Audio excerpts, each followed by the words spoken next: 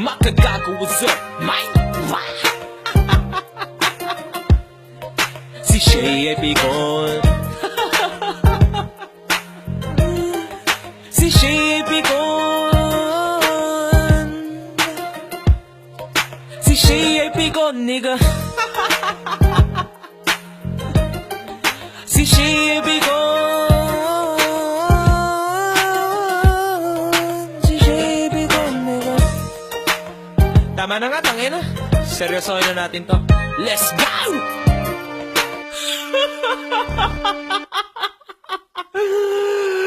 Makagago, what's up, mate? Tangina mo, Shay. Hindi na makapalmuha, mahaba pa ng baba mo.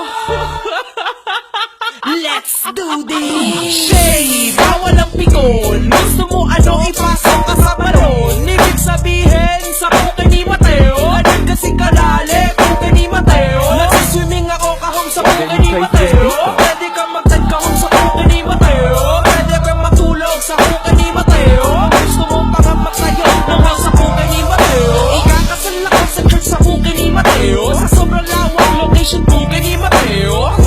Puke ng ina, suwa sa basketball court sa puke ni Mateo. Yung team ko sa court name puke ni An. Wala siyang talent, maganda lang siya si An. Susuna sa sabog na siya si An. Walang talent pero sikat siya si An.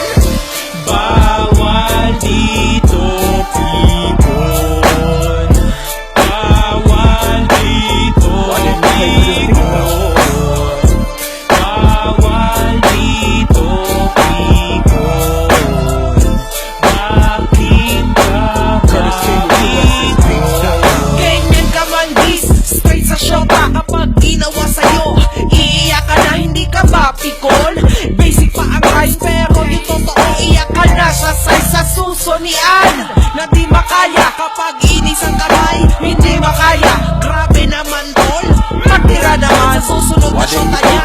Matira naman, oops. Ay, baba mo mahabay sa sobrang haba. Pwede na maging tula ay pwede ding highway papunta sa buhay ni An. Nandun na ka sila